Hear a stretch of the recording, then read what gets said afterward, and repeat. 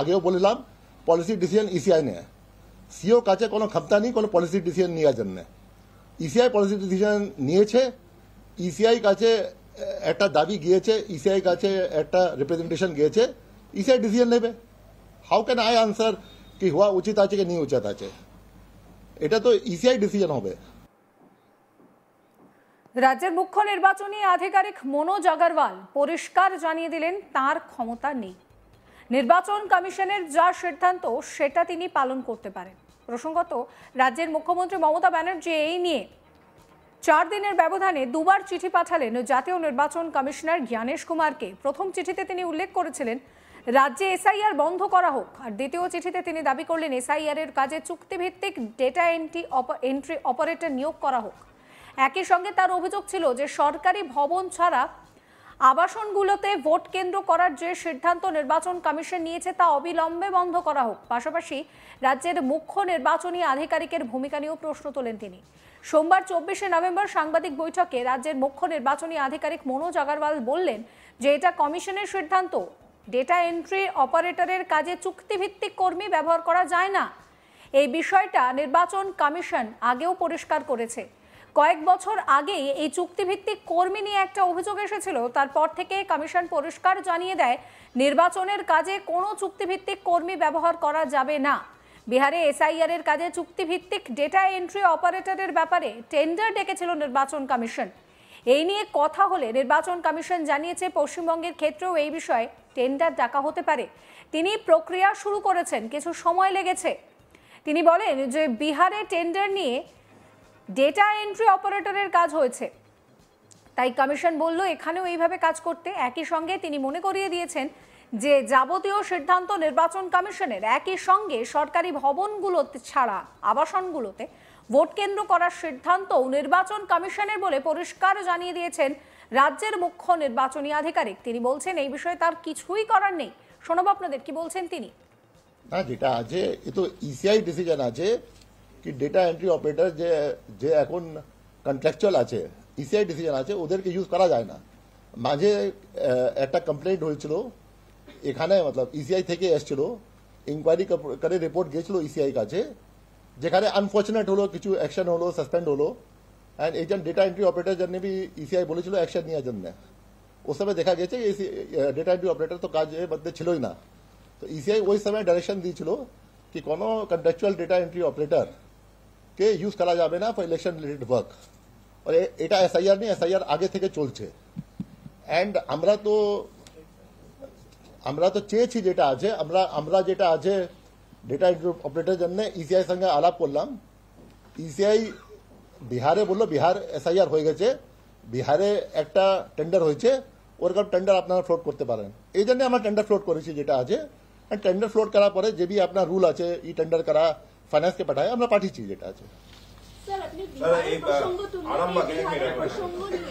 বিহারের প্রসঙ্গ নিয়ে অভিষেক বন্দ্যোপাধ্যায় আজকে ভার্চুয়াল মিটিংয়ে প্রশ্ন তুলেছে যে এসআইআর প্রক্রিয়া যদি এতই স্বচ্ছ হয় তাহলে বিহারে ভোটের শতাংশ শেষ 1 ঘন্টায় 15% বাড়লো কি করে? দেখুন, এটা তো আমি তো বিহার দেখছি না, আমি বিহার প্রসঙ্গ কোনো তুলিনি। ইসিআই বলেছে ডেটা এন্ট্রি অপারেটর নিয়ে কি যেমন বিহার করেছে আপনারা ওটা টেন্ডার ফ্লোট করে দেবেন। বিহারে ইলেকশন কি আছে I cannot answer, I am the CEO of West Bengal, neither I am a ECI, neither I am the CEO Bihar. How can I answer that question? Please be very specific in the questions.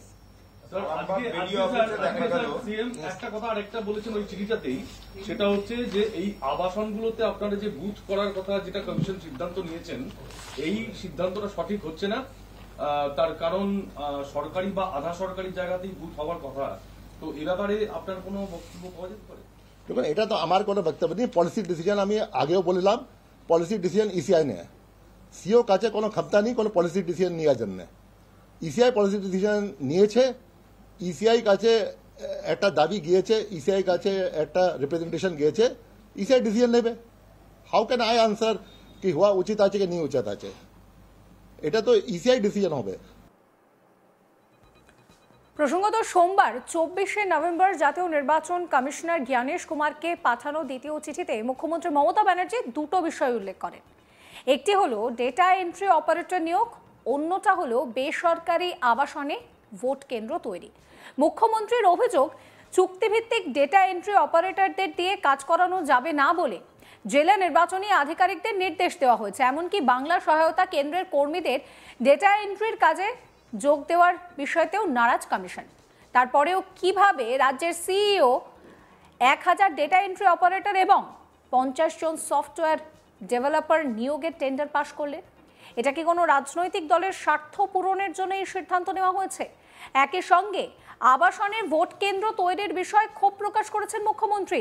জাতীয় নির্বাচন কমিশনকে পাঠানো চিঠিতে মুখ্যমন্ত্রী লিখছেন, নির্বাচন commission বেসরকারি আবাসনগুলোতে vote কেন্দ্র তৈরির কথা ভাবছে।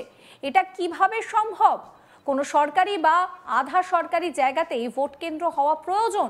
যদিও রাজ্যের মুখ্য নির্বাচনী কমিশনার জ্ঞানেশ কুমার তিনি কিন্তু জানিয়েছেন যে এই মুহূর্তে দাঁড়িয়ে মুখ্য নির্বাচন কমিশনার জ্ঞানেশ কুমার তিনি বলেছেন, তিনি এর একটা উত্তরও দিয়েছেন, কিন্তু রাজ্যের তরফ থেকে রাজ্যের মুখ্য নির্বাচনী কমিশনার মনোজ আগরওয়াল কিন্তু বলেছেন যে পুরো সিদ্ধান্তটাই ইসিআই নেবে। এক্ষেত্রে তার কিন্তু সিদ্ধান্ত নেওয়ার কোনো ক্ষমতা নেই। অন্যদিকে মুখ্য নির্বাচনী আধিকারিক মনোজ আগরওয়াল কিন্তু রাজ্যে এসআইআর এর কাজে অন্য বিএলওদেরকে দরাজ সার্টিফিকেট দিয়েছেন। তিনি বলেছেন বিএলওরা খুব ভালো কাজ করছে, তারা এসআইআর এর কাজে মূল হিরো। মনোজ আগরওয়াল বলছেন যে এই প্রক্রিয়া শুরু হয়েছিল 4 নভেম্বর, আর মাত্র 20 দিনের মধ্যে বিএলওরা 7 কোটি ভোটারের বাড়ি পৌঁছে গিয়েছেন। এই প্রক্রিয়ায় গোটা রাজ্য জুড়ে প্রচুর বিএলও দুর্দান্ত কাজ করেছেন। একেবারে বিএলওদেরকে তিনি দরাজ সার্টিফিকেট দিয়েছেন, বলছেন রিয়েল হিরো। কি বলছেন তিনি শোনাবো। 20 দিন হয়েছে। 20 দিন মধ্যে যেটা আছে 7 কোটি 66 লাখ লোক কাছে অ্যাপ্রোচ করা, ওদেরকে ফর্ম দিয়া, তারপরে অনেক জায়গা পাবলিক ওনাদের থেকে সাহায্য চেয়েছে কিরম ভরবো, অনেক বিএলও সাহায্য করেছেন যেটা আছে। তারপরে ফর্ম কালেকশন করা, তারপরে এখন তো সব কাজ অনলাইন হচ্ছে, রিয়েল টাইম হচ্ছে, ওখানে আপলোড করা পরে যেটা আছে এনিমেশন ফর্ম রিসিভ করে ইআরও কে দিয়ে। তো প্রায় প্রচুর কাজ করেছেন বিএলও যেটা আছে, প্রচুর খাটনি করেছেন বিএলও যেটা আছে। অ্যান্ড বিএলও যে আছে ও অ্যাকচুয়ালি যে আছে আমাদের এসআইআর এক্সারসাইজ হিরো আছে। They have done the work, they are the foot soldiers, they are going from house to house, they are the face of the Election Commission in the এই মুহূর্তে দাঁড়িয়ে মমতা বন্দ্যোপাধ্যায় দুটি চিঠি দিয়েছেন। প্রথম চিঠিতে তিনি এসআইআর বন্ধের কথা বলেছিলেন এবং দ্বিতীয় চিঠিতে তিনি দুটো প্রশ্ন করছেন, যার মধ্যে তিনি বলছেন যে কেন ডেটা অপারেটর যারা কাজ করবেন তাদেরকে সরকারিভাবে সরকারি স্তরের লোকেদের কেন নেওয়া হবে না, অন্যদিকে যে আবাসনগুলো রয়েছে যেগুলো সেখানে কি করে ভোট কেন্দ্র তৈরি হতে পারে সেই নিয়ে প্রশ্ন করেছেন মমতা বন্দ্যোপাধ্যায়। তার উত্তরে মনোজ আগরওয়াল এই কথা বলেছেন। আপনাদের মতামত জানাবেন। সমস্ত খবরের আপডেটের জন্য চ্যানেলটিকে সাবস্ক্রাইব করবেন।